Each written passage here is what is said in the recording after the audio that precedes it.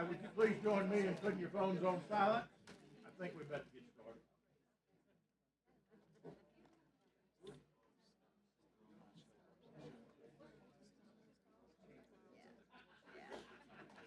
It's a little piece of paper. I heard. All right, looks like we have a quorum. Clerk, call the roll, please. Senator Albritton. Here. Senator Butler. Here. Senator Chastain. Here. Senator Figures. Here. Senator Gavan. Senator Hatcher. Senator Hovey. Senator Kelly. Senator Melson. Here. Senator Roberts. Senator Sessions. Here. Senator Singleton. Senator Smitherman. Senator Wagner. Senator Allen. Senator Orr. 11 members present. We do have a quorum.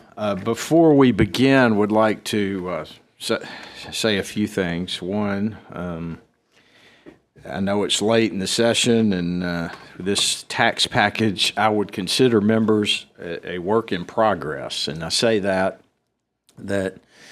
as the bills leave committee today, I would encourage you to look at each one if you haven't already in detail. We've got some amendments on some. I would appreciate your adopting the amendments on some of them.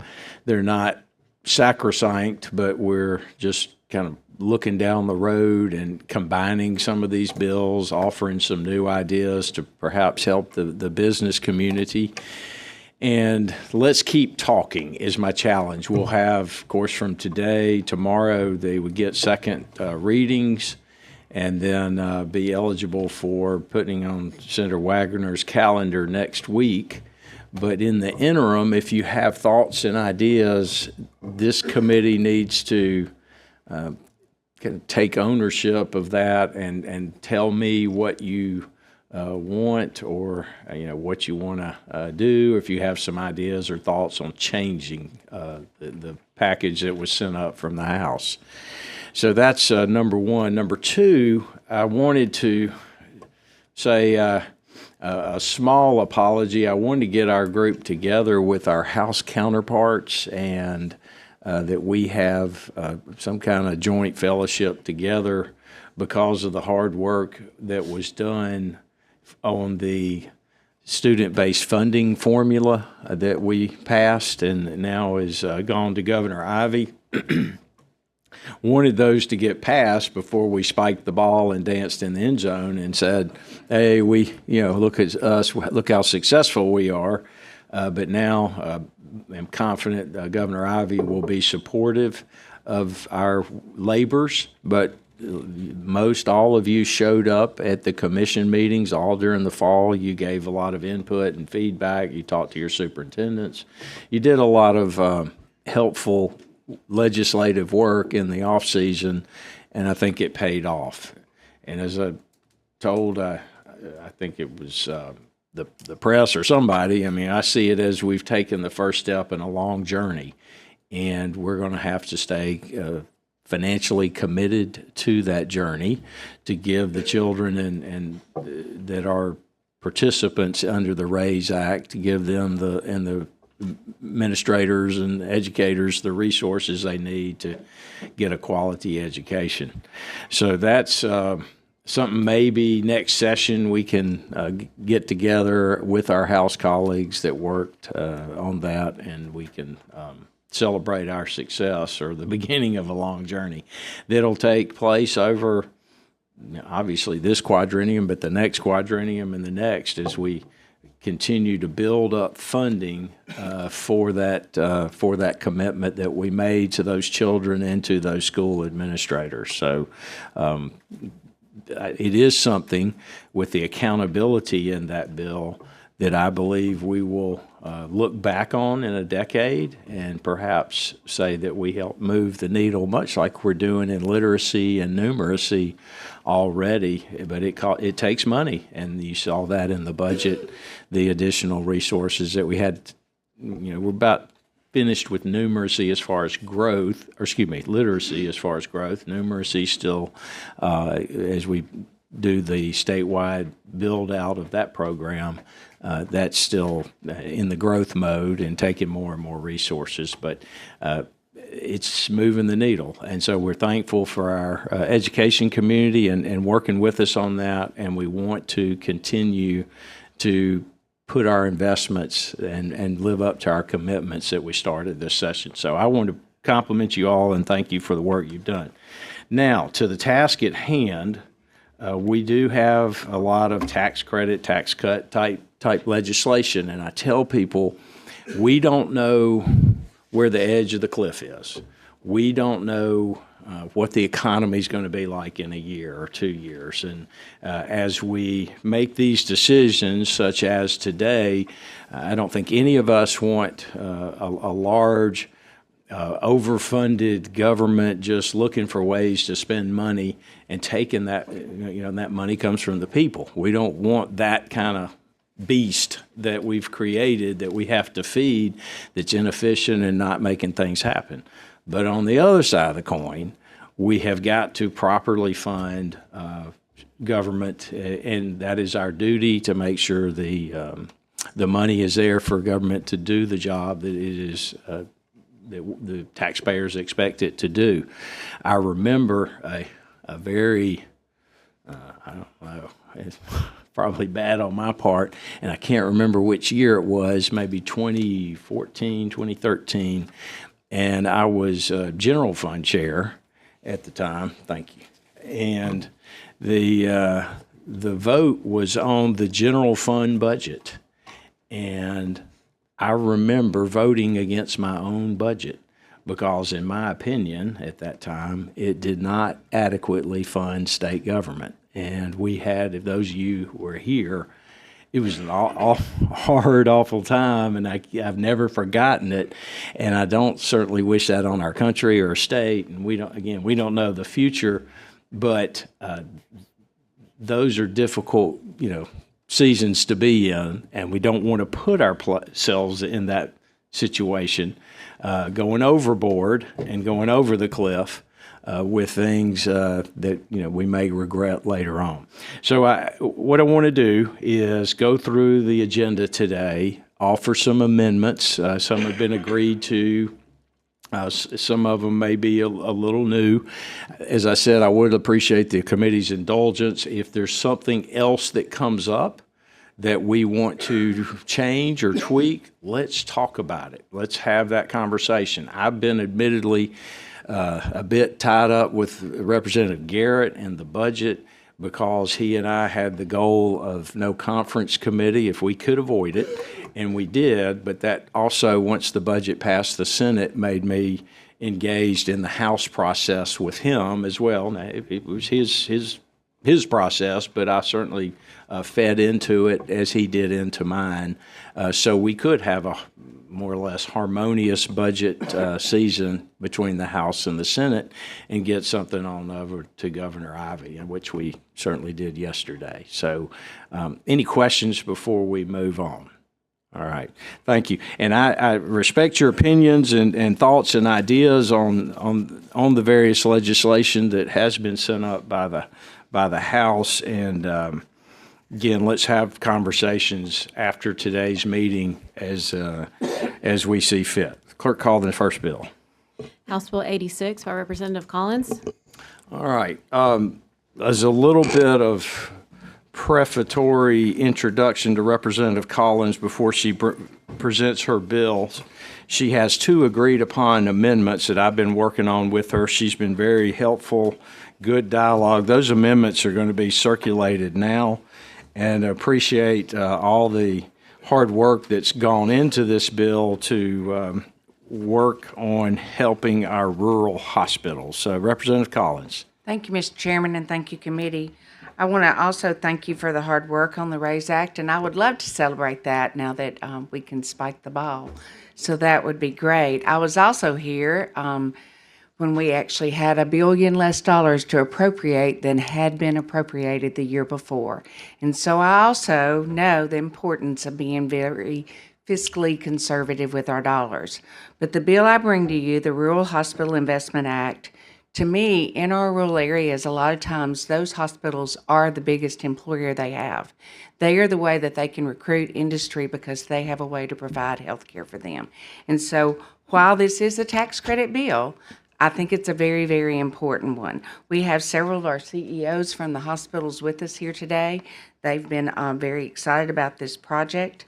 I'm going to go through it briefly and explain it because it's a little bit different in that it's not just sales tax income that is applied, but it's financial excise, premium, insurance premium, and utility tax can be done. So this one may also affect the general fund a little bit, but that's where hospitals get their money.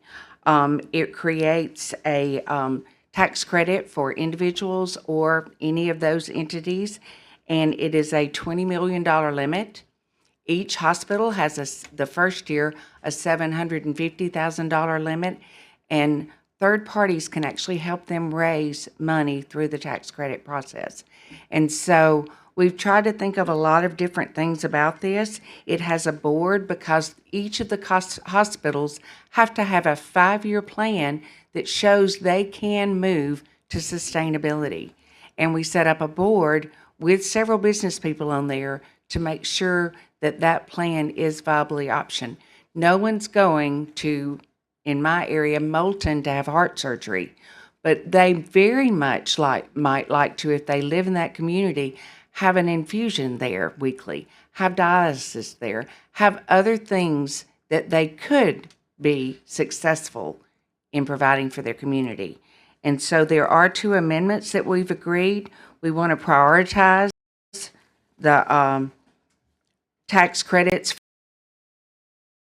for those in the most need, and then we also want to require a local match so that everybody has skin in the game. And so I'm happy to answer any questions.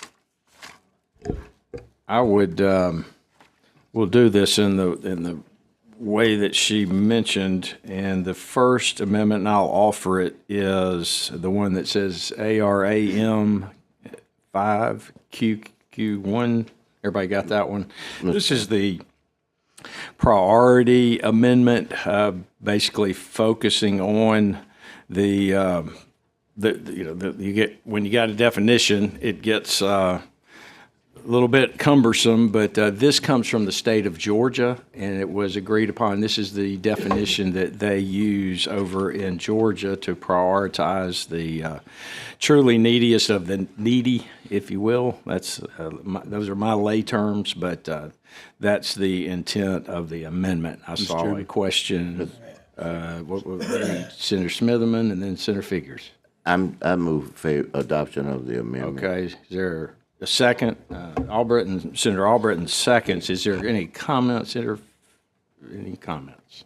All right, seeing none, let's get a good roll. Senator Albritton? Senator Butler? Senator Chastain? Senator Figures? Aye. Senator Gavan? Senator Hatcher? Senator Hovey? Senator Kelly? Senator Melson? Senator Roberts? Senator Sessions? Senator Singleton? Aye. Senator Smitherman? Aye. Senator Wagner? Senator Allen? Senator Orr? All right. Mr. Chairman. 15 ayes, 0 nays. The amendment is adopted. Senator Figures? Thank you, Mr. Chairman. Representative Collins, I have one question. You mentioned that there would be a match. That's the next amendment. Okay, that everybody would, so they could have some skin in the game. And as we know, in a lot of our rural areas, it's very poor, and they may not be able to match. How are we dealing with that? What we've asked them to do is that we've lowered the amount of the match to 10%, and up to half of that could be in-kind services as well. And so I think that that should be doable. Okay, so if just hypothetically, if we had a community that really did not have even the 50%, what do we do then? Well, it's just 10%, and it's 5% can be in-service things. So they could apply But if for they didn't grants. have the 5%? They could apply for grants. They could apply for, get some of these other areas that are helping them raise some of the tax dollars to be a part of that. I think that communities showing that this is very important to them will make a big difference. And we've lowered it to the amount I think it's going to be feasible. And I understand that, but I know how poor it can be in some of those areas, but I also know what the need is in terms of health care, and many of them having lost their hospitals. Thank you. Welcome. Thank you, Mr. Chairman. Okay, Senator Chastain moves adoption of the amendment. Second. All right, Senator Smitherman gives a strong second. Let me say this, as the representative mentioned, the grant sizes, first year, $750,000. So if you're thinking, okay, what could that be? Obviously, if it's cash, it would be $75,000 match. But if the county commission's mowing the grass, let's say, and as an in-kind at the hospital, and that's got real value to it, then the match could be as little as $37,500 on something like that. So we would hope that'd be an attainable amount. Any objection? I do understand the math. Okay, yeah. Any objection to the previous roll? All right, seeing none, 15 ayes, 0 nays. The Second Amendment is adopted. We're on the bill. Is there a motion? Second. Senator Albritton moves, Senator Smitherman seconds. Any discussion? All right, seeing none, any objection to the previous roll? All right, seeing none, 15 ayes, 0 nays. HB 86 is given a favorable report. Thank you, Representative Collins. Thank you Clerk, very call the next much, and bill. thank you, Senator Albritton, for making that motion, since it is about the general fund as well. House Bill 273 by Representative Collins. All right, tell us about this one and how it's not going to cost me money next year. Okay. That's I how we am got on happy to here. do that, Chairman. I actually am using the Representative notes. Collins, if I could get you to pause just a minute, I want to recognize our local hospital folks as they try to get out of the room. I want to thank you all for being here. I know they have worked hard on this and appreciate their willingness to work with us. So we're all here for the same goal, and they've heard my lectures about 20th century model versus 21st century. But I appreciate you all continue to be a catalyst for change, because healthcare, as you know it much better than I, changing rapidly. And so as lean and mean as y'all can be, but successful, we want to help you. So thank you for being here. Senator, one comment on change. Change is inevitable. Struggle is optional. Oh, Good deal. okay. All right. Profound words. All right. So thank you again for being here. Representative Collins, we're back to how we're going. You're not going to cost me money for Hunger Free. Exactly. That's exactly where we are. And I'm going to use my notes that I sent to both Chairman Garrett and Chairman Orr of why this is an important thing. So why it's important is that our public and then our private colleges have asked to be a part of it. They have really good hearts, and they want to feed the hungry. And so AIC Higher Education has agreed to provide oversight for these programs. They have to meet at least 3 times. They have to establish 2 programs. They have to have an action plan to be successful, and they have to have at least 2 students, a student affairs person, and an financial aid officer to participate. They have to have at least 1 food insecurity awareness and a food pantry. If money was provided, then the AIC could use that as grant if they need money for storage for that, a refrigerator or something like that, a storage bin. If money is not provided, AIC is still willing to provide this oversight for these programs in these universities. And I'm happy to answer any questions. Any questions? Senator Smitherman. Just a comment. I want to commend you for doing that. Thank you. You know, the most obvious, we got kids can't even get home. We got kids on campus don't have money, can't get home, don't have nothing to eat. I've seen it too many times. I've had the fortune to be a dean of students at a college, so I understand what you're trying to do here. And with the prevailing position that our federal government has taken now regarding cuts, like we've already talked about our kids in the breakfast program, 16 million gone, whatnot. I applaud you for trying to get us to step up to the plate, because we are going to have to step up to the plate to fill in all those voids. And this is a void that you're trying to fill, so I compliment you on that. Thank you. You know, I think as we promote students being active and volunteering and making a difference in their community, that's how they learn to grow up, and they go back home and they do those same things. And this is a good program to help them get started. And I move at the proper time. Okay, well, why don't you go ahead and move So it, moved. if you don't mind, and second, Senator Figures seconds. Any other discussion?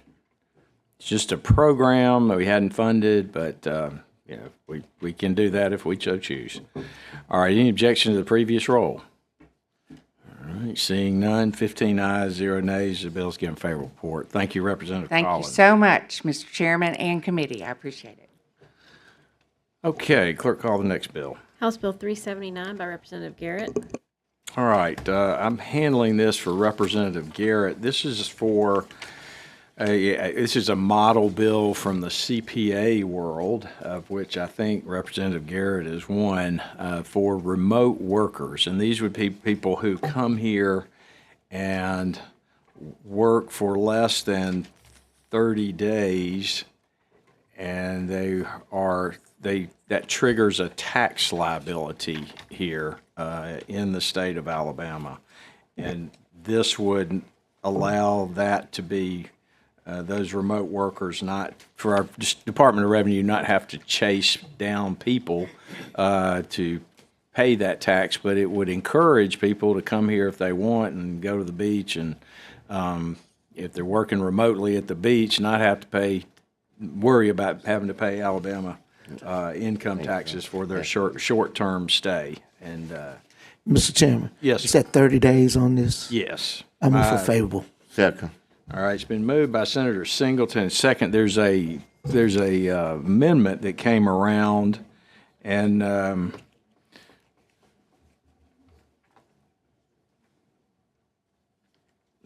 did this come from? No, I don't want that.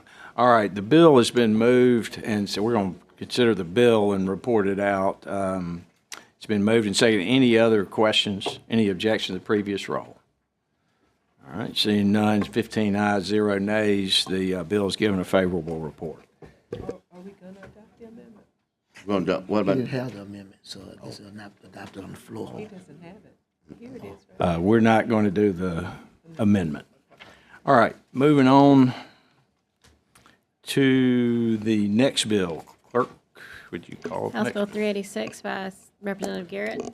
Okay, this is the grocery tax bill, and we've got an amendment for this, a piece of legislation. Sub. And I will tell you what the sub does to House Bill 386. So the substitute that's being circulated takes the original bill, House Bill 386, and that's what I'll call the second penny of the grocery tax that we made conditional on 3.5% growth year over year. It goes ahead and removes the second penny on the grocery tax, and then at that time it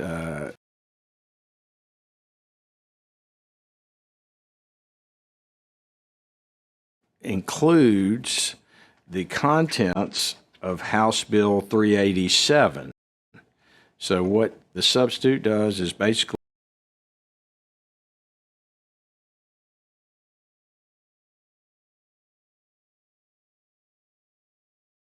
combine House Bill 387, and that's the one for the locals. You know, there's been that dispute about the locals' ability to drop a penny on their groceries or whatnot.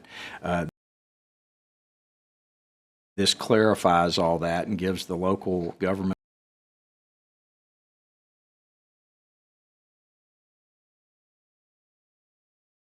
the authority to do that if they so choose, to do it incrementally as opposed to one fell swoop, that they can do it like we're doing here in Montgomery.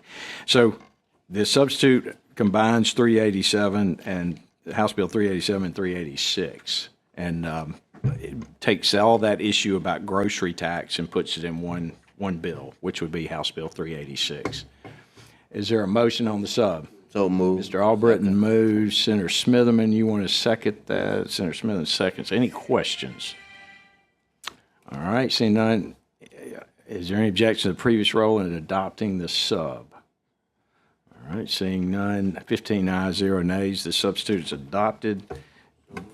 Senator Albritton moves. Senator Smitherman seconds. Any discussion on the bill? All right, any others? All right, 14 ayes, 1 nay, and 0 abstentions. House Bill 386 given a favorable report.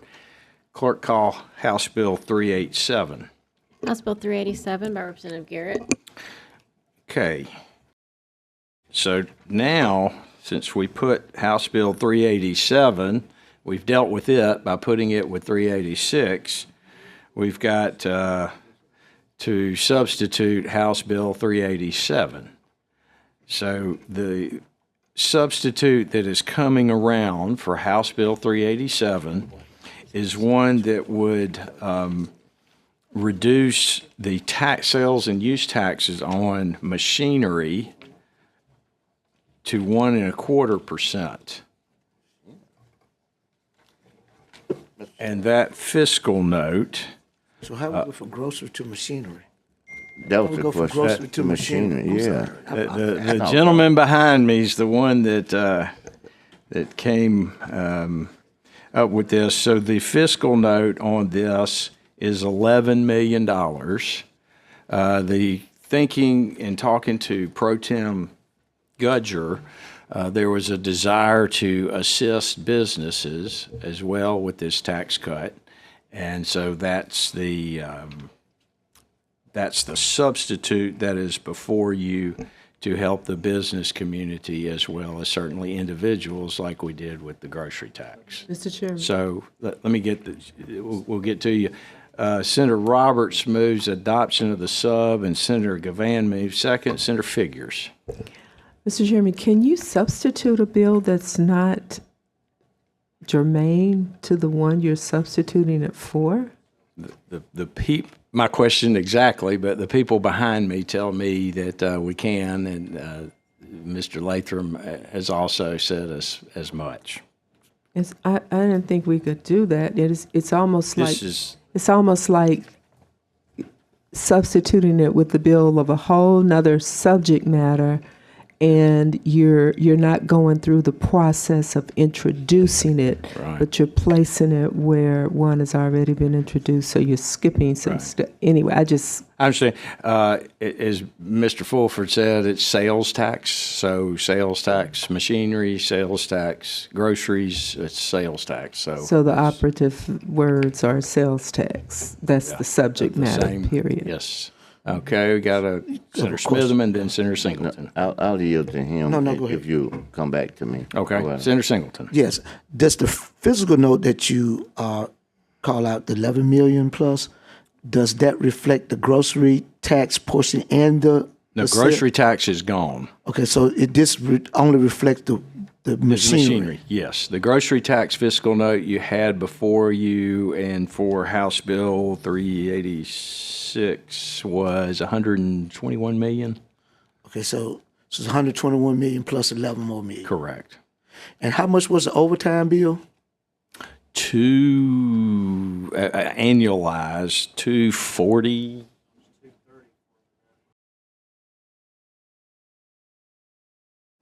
$230 for a 9-month period. So we'll ask Senator Figures to give us some head math and come up with that last.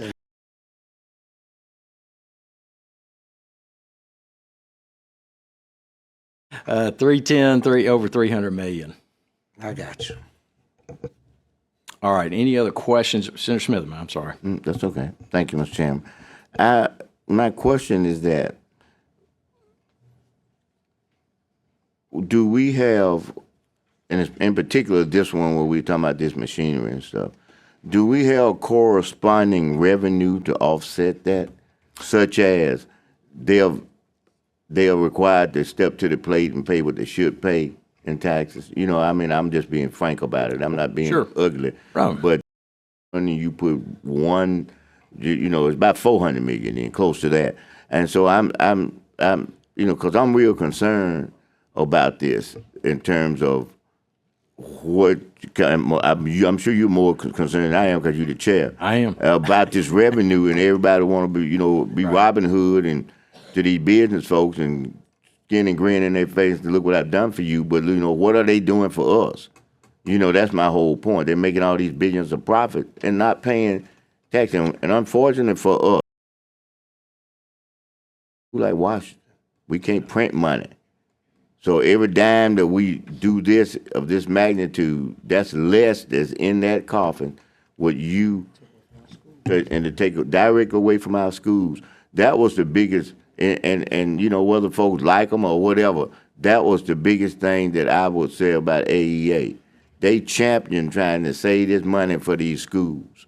You know, regardless of what people comments and this, that, and other, they were a champion for it. They even went in a couple of times. I don't know if you were chairman, but actually worked with business when we changed those business tax things to make sure that everybody, that the ones that was overburdened wasn't, but everybody paid their fair share.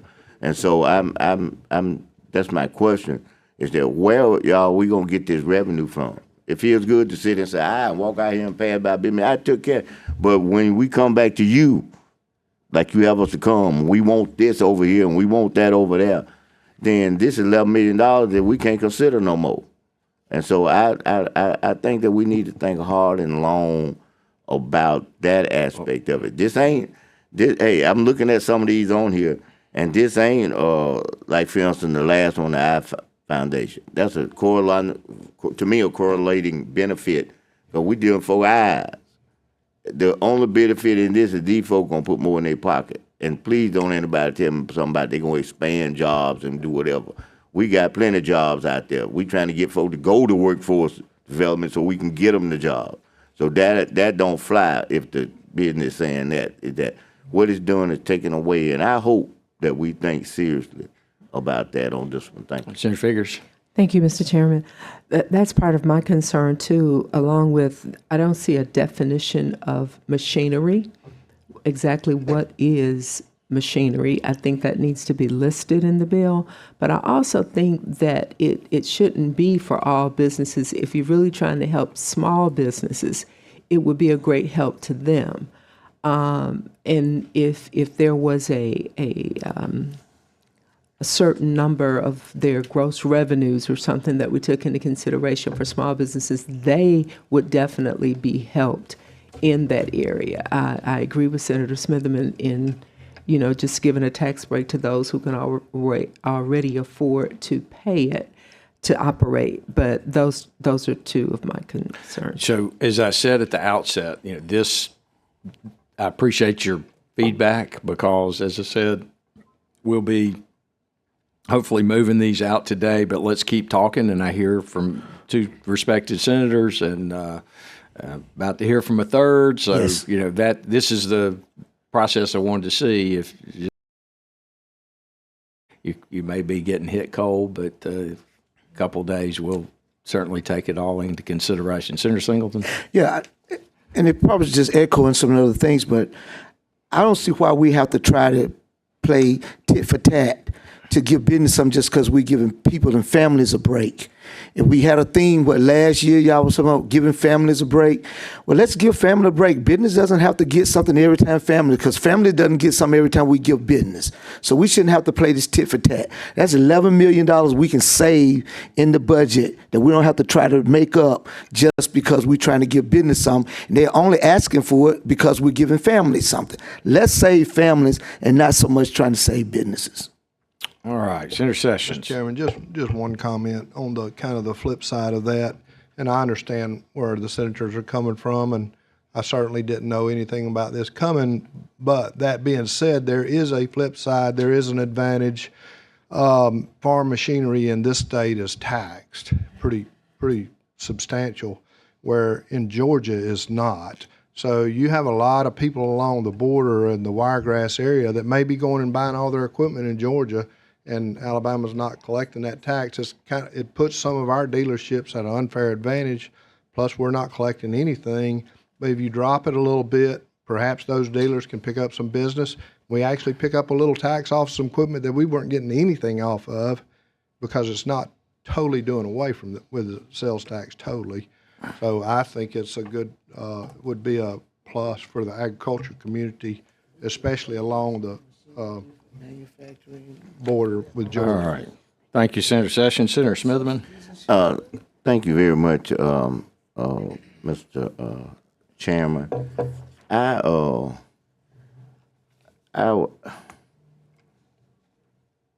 let me just say this. I think that we are going to be at a point that I hope that next year we have enough open-mindedness to realize that under that scenario that my colleague just mentioned, is that their education trust fund is, I don't know, but I'm just making a statement on this little part here. Their cup is runneth over in Georgia. They got a lottery, education lottery. We ain't got nothing over here. This money we got here is trying to fund the very first thing that this chairman said, that we met with those committees and trying to find money to give to those schools and those kids that need help. Georgia don't have to worry about that. They got a lottery sitting there. They got money running over. So my point is not necessary to make a statement to be opposite of what my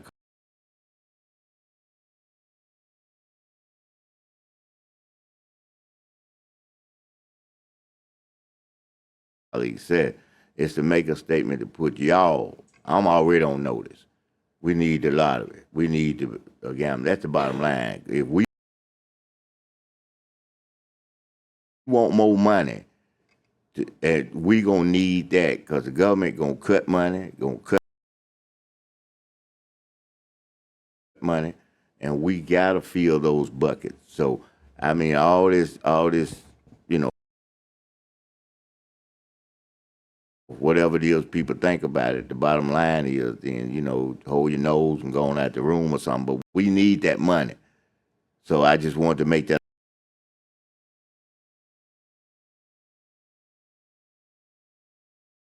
analysis that Georgia has all that money coming.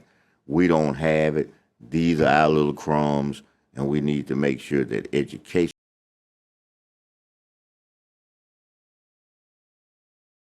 gets it first. Thank you. Okay, let's, we got the substitute in front of us. It's been moved and seconded. Clerk called the long.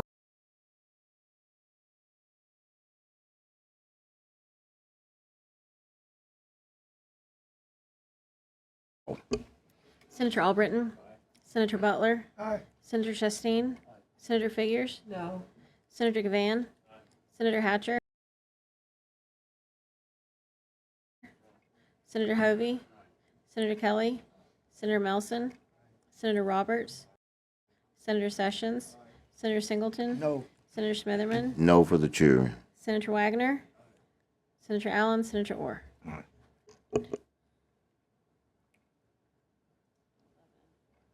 11 ayes, 4 nays. The substitute is adopted. Is there a motion on the bill? Senator Chastain moves. Is there a second? Senator Wagner. I'll accept previous roll. Okay. Any objection to the previous roll? Previous roll. All right. 11 ayes, 4 nays. The bill is given a favorable report. Clerk, call the next bill. House Bill 388 by Representative Garrett. Be taxable otherwise. So we're at 6,000 as exempt now. It takes the next 6,000 and makes them exempt as you pull it out of an IRA or 401k. The substitute takes what Representative Garrett had and basically expands it over $3 a year over a 3-year period. So Senator Gavan moves and Senator Roberts seconds. Any discussion on the substitute? So my thinking on this was to just phase it in would be better. Any objection to the previous unanimous roll with the exception of Senator Smitherman? All right, seeing none, by a vote of 14 ayes. Now we're on the bill, excuse me, the substitute is adopted. We're now on the bill. Any objection, any motion? Moved by Senator Hatcher, second by Senator Roberts. Any objection to the previous unanimous roll? Seeing none, 14 ayes, 0 nays. The bill's given a favorable report. Clerk, call the next bill. House Bill 389 by Representative Garrett. All right, so this is helping with the standard deduction, and there is no substitute to it. It's the same bill as which you had. Senator Gavan moves. Is there a seconded by Senator Roberts? Any discussion? Seeing none, 14 ayes, 0 nays. The bill is given a favorable report. No objection to using that roll, I guess. All right. So the bill is given a favorable report. We'll move on to House Bill 487.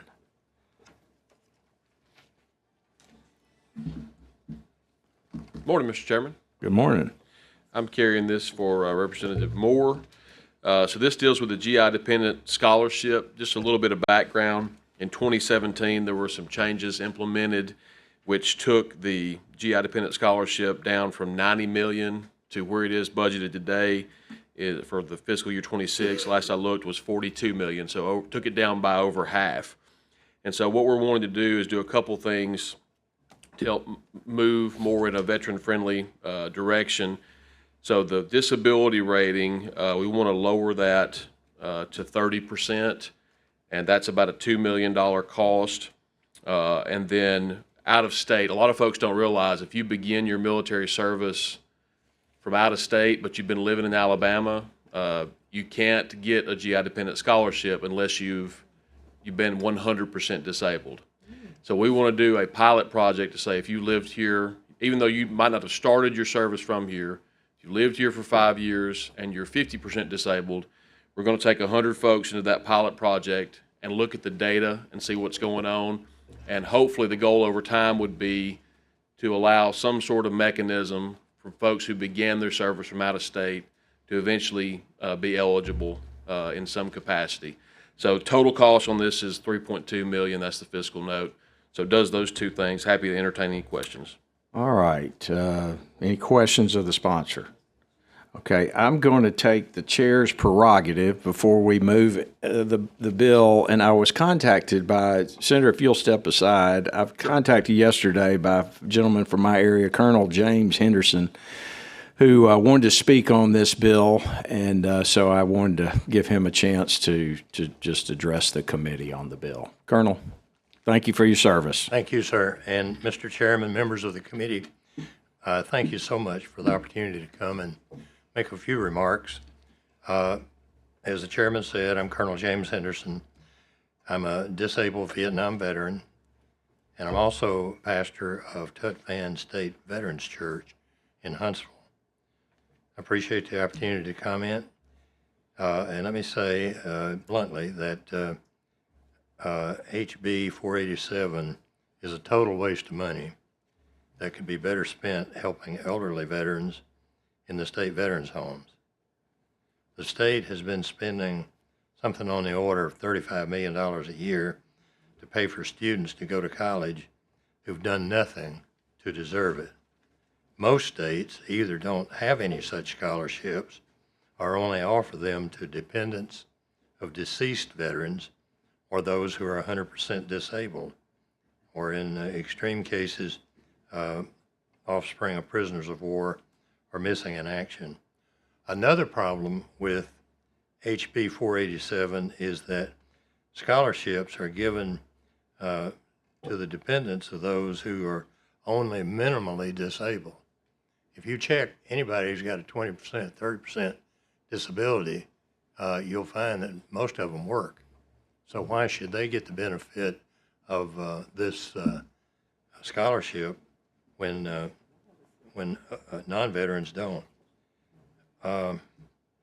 let me stress something here that I think we'd all be concerned about, and I'll be blunt again. There's just no justification for giving scholarships to dependents of minimally disabled veterans who can work. I strongly recommend that you not pass House Bill 487 or amend it so that the money goes to places like Tut Fan State Veterans Home or to all 4 of the homes. And there needs to be money for the one that just had the fire. I believe the Sergeant Major Atkins home. But I have to tell you that, bluntly again, the state is absolutely neglecting elderly veterans in the state veterans homes. Now, I see this because I have weekly church services at Tut Fan in Huntsville. These guys are crowded into little small 2-man hospital rooms. That may not sound so bad, but if they had individual rooms, they could actually have not only have more privacy, but since 2 or 3 veterans pass away a week, that means in those rooms that have 2 veterans, one of them is going, and it's just, pardon me, but sometimes these veterans have to actually watch their roommate struggle and die, and there's just no excuse for it. At least with 1-man rooms, they wouldn't have to endure this kind of abuse. The 35+ million for scholarships should be spent with first priority on providing private rooms for each veteran. Not talking about excessive things, just to level the playing field so that they all have private rooms. And a couple of the new homes not only have private rooms, but they do have small apartments. There is a desperate need to add the existing buildings for additional bedrooms so that each veteran can have a private room. I strongly recommend that you amend this bill or kill this bill that's being wasted, money being wasted on scholarships, and use it for veterans who not only need it, but deserve it. Typically, the veterans in the state homes are in their 70s, 80s, and a few in their 90s. The least we can do for them is help them leave this world peacefully and comfortably. And that's why we're there. We make sure they understand what salvation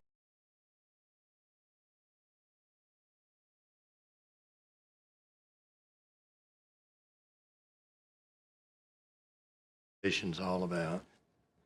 And that's a privilege to do that. So just in summary, I would strongly recommend that the committee modify this to take, I would say, half of this $35 million and put it into state veterans homes.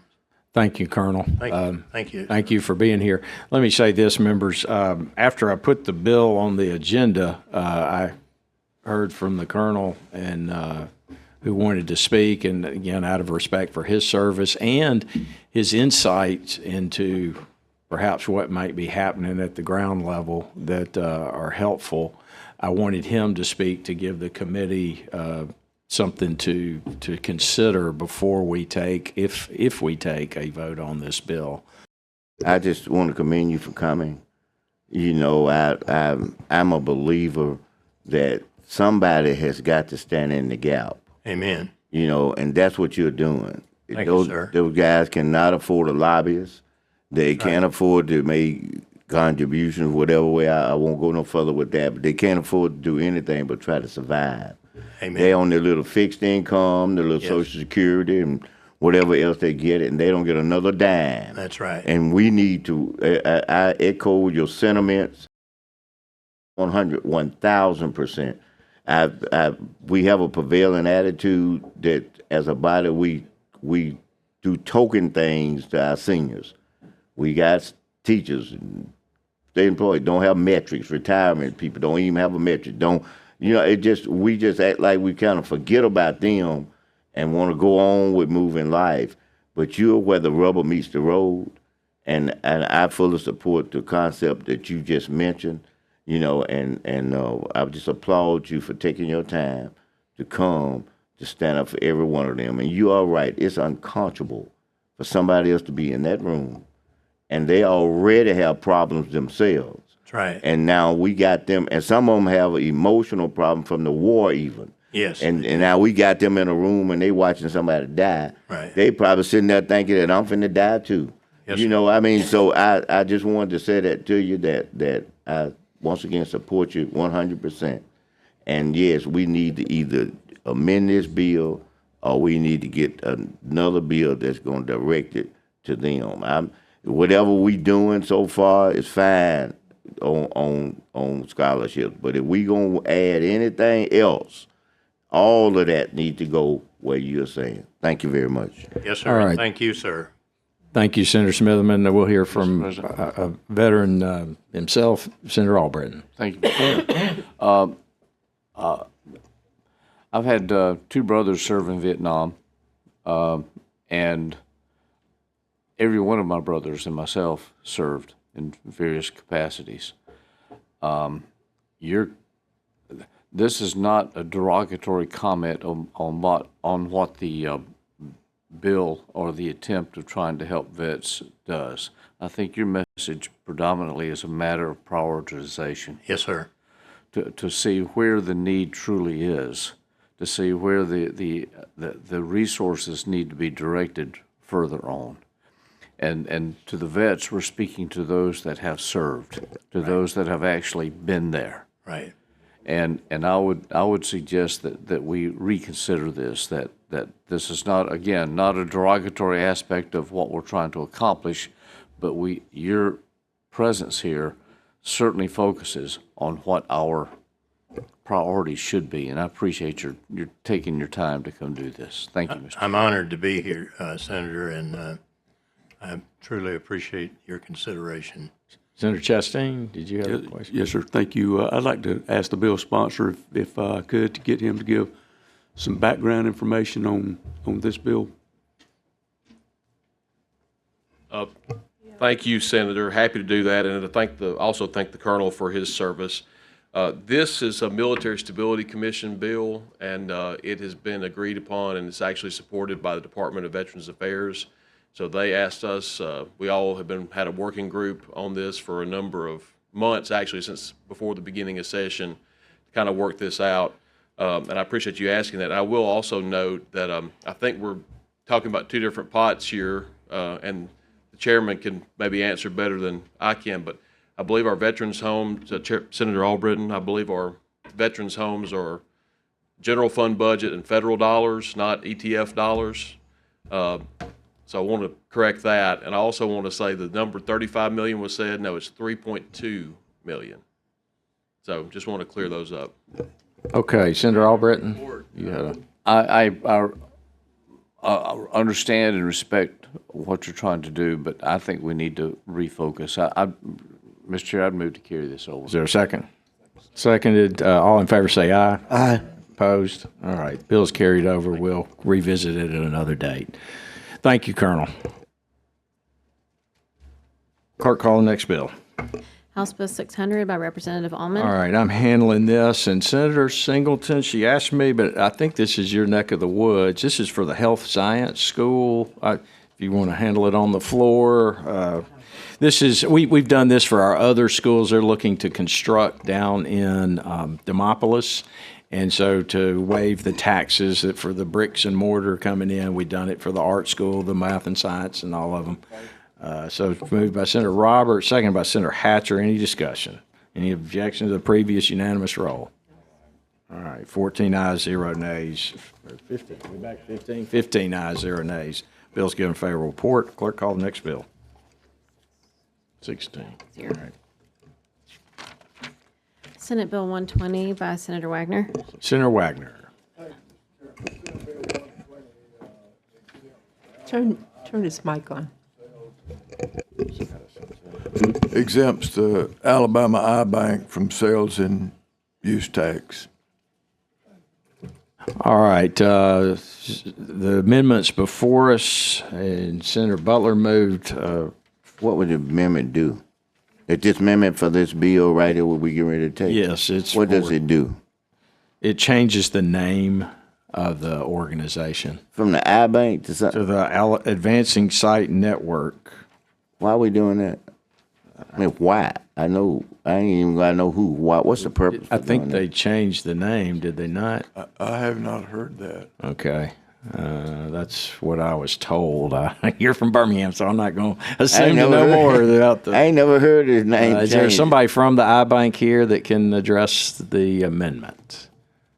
All right, seeing none. Let's do this, members. Let's adopt it, and then we can certainly table it on the floor. If there's a problem, I know Senator Wagner will get the answer for us and let us know. So moved. So we've had a motion on the amendment and a second by Senator Gavan. Any other discussion on the amendment? All right, 16 ayes. Any objection to previous roll? No. 16 ayes, 0 nays. The amendment is adopted on the bill. Senator Butler, Senator Singleton. Any objection to the previous unanimous roll? 16 ayes, 0 nays. The bill is given a favorable report. Clerk, call the next bill. Mr. Chairman. I was raising my hand to ask a question. Oh, I'm sorry. whoa, It's I'm fine sorry. to vote. I was still would vote with it, but I just wanted to know. I noticed that, in the past year or so, Mr. Chairman, that you have been putting sunsets on some of and I've noticed that some coming out lately doesn't have sunset. Oh, on. you caught me. Caught you sleeping. You caught me embroiled in other things. So we'll get that for the floor. Ms. Stallworth's my conscience and reminder. So, Ms. Stallworth, if you could have those ready. Sunset. It does have a sunset on it, she said. Oh, okay. So I'm looking at the amendment. It does. Okay. No, this amendment doesn't affect that. I got you. But, All right. Okay. Had questions, Senator Melson? iBank merged with the one in Tennessee, and they changed the name to show that it's not Alabama iBank, it is the Network. Yeah. Okay, so did everybody hear that? The iBank merged and they're now part of the network. Senator Smitherman, did you have a comment? Why we had to take Tennessee name? I'm sick of these states. Y'all don't. They doing this in this state. The heck with these states. Why they can't conform to us? They don't have to have Alabama. You can say tri-states iBank. Why not that? I mean, I'm just only asking you because you were nice enough to provide us the answer. I want you to know that. I don't expect you to tell me the answer. But I would like the sponsor to kind of do some research with them and find that out for me if we can. All right, duly noted. Clerk, call the last bill. House Bill 176 by Representative Shirey. All right, Representative, last but not least, thank you for your patience. Thank you for adding me. I appreciate it. Thank you, members. Let's stay in the eye care realm here. HB 176 is a bill to remove the state portion of the sales tax on eyeglasses and contacts. And believe it or not, this is a bill that both ophthalmology and optometry can agree on. That says something. Our state is one of 6 states that actually charge sales tax on eyeglasses and contact lens. None of our contiguous states do. This bill will help people of all ages in your district. All age groups are affected, but seniors are disproportionately affected because more of them need glasses, and the nature of their prescription, those glasses are more expensive. There's other benefits, but I'll stop here. All right, okay, Senator Singleton moves, there's a second? No. All right, Senator Mr. Figures, seconds, any discussion? Yes, sir. Senator Smitherman. You hear all these folks talking? They wear glasses.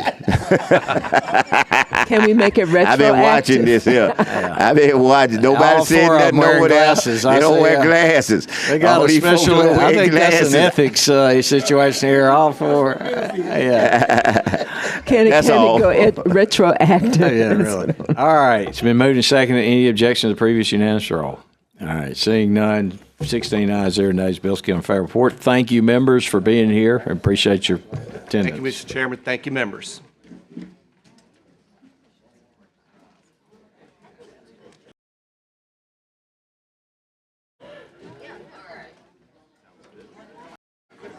I'll put it back up here.